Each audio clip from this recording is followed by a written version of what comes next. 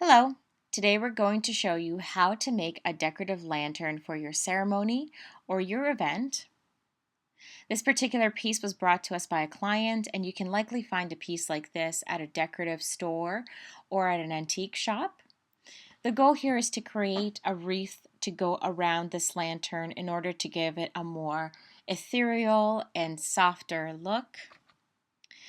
We're going to be doing some weaving of some greenery and also adding in some flowers into the surrounding weaved piece that's going to go around this lantern. This is an incredibly easy and budget-friendly design, and anyone can do it with a little bit of practice. We're going to be working with some roses as well as an assortment of greens.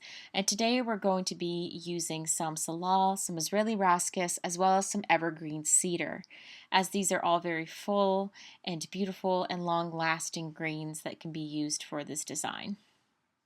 You want to start off by segmenting the pieces of greenery here. And usually you want to segment it in a way that you have a little bit of stem to work with. You don't want to cut it too short, and you want the segments to have a little bit, about an inch or and a half of working stem so that you can easily secure it, but at the same time not too long that the wreath will not be flexible and able to go around your lantern. So as you see here, I'm segmenting it in accordance to its natural segments. And I'm using a variety of greens, as I already mentioned. This evergreen cedar in particular is incredibly beautiful, delicate, and full looking, and is very easy to work with since the stems are relatively soft and flexible as well, but will unlikely break the way a firmer stem would. So you might want to get this step over with before you start working on all of your arrangements, just as this is the most time-consuming part. And you want to ensure that you have all of your greens ready and you're not stopping and starting and stopping and starting because you don't have these pieces completely segmented yet.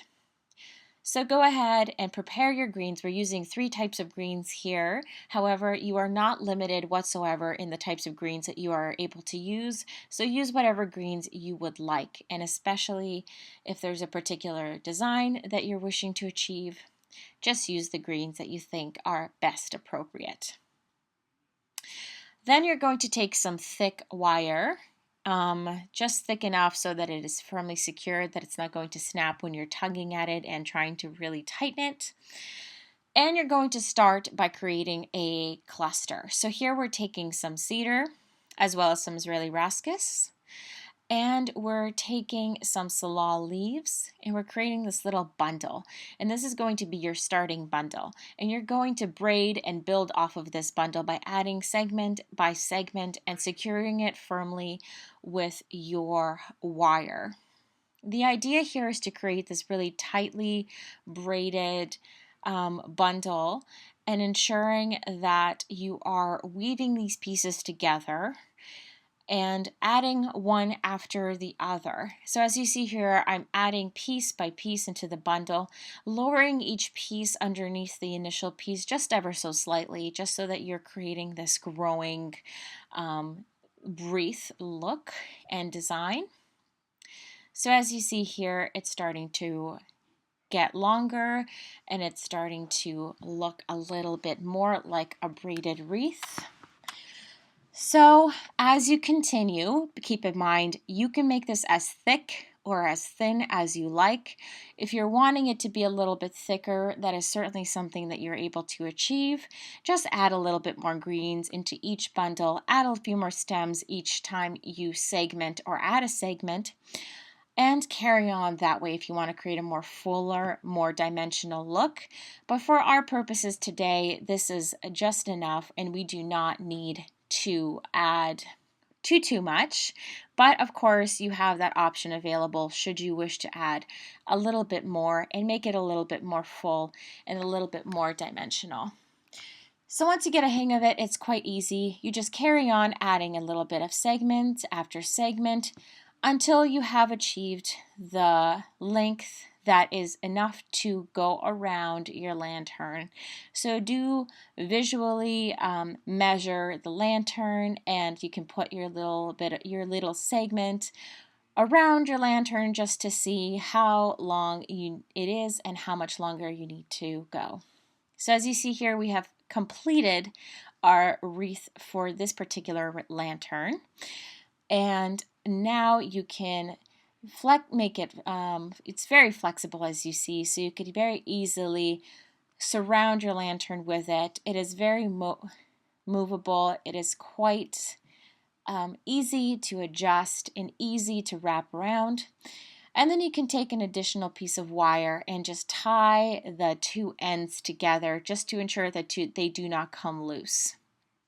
And as you see here, the finished product, it is now full and complete, and you can also add any accent you would like to it. So here we have some silver, and we're adding it with just some floral spray.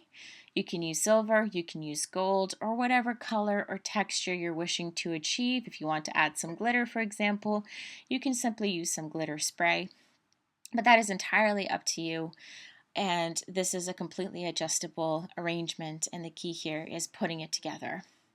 The next step is we're going to take some roses, and with these roses we're going to put them into some water tubes. We're going to segment them off. So here we're just cutting off the head of the rose and making sure to leave a couple of inches so that it can be easily secured into a water tube. We're going to take some baby's breath, and we're going to insert it into the transparent water tube. You might want to insert the baby's breath first. In fact, you should insert the baby's breath first, just so that when you insert the rose, which is a thicker stem, you're not breaking or damaging the baby's breath. And once you have your roses complete, you can simply secure it into the wreath.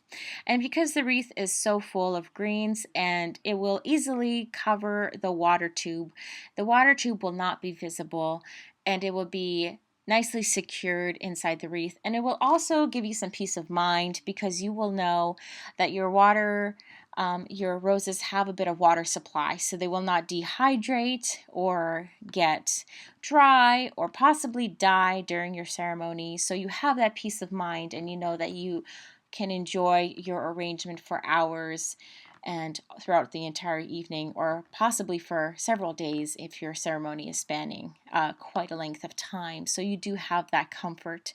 And of course, if you want something like this around the house, you do not have to worry about water supply or wilting. So today we are using roses. However, you can use whatever flowers you like. You can supplement whatever flowers you like. And this is the finished product. Completely versatile. It is completely up to you how you would like to design this product. And let your creativity go free. And you can change the greenery, you can change the flowers, and you can decorate your lantern piece however you would like. Thank you so much for watching as always. I hope you enjoyed, and if you have any questions or comments, please leave them down below.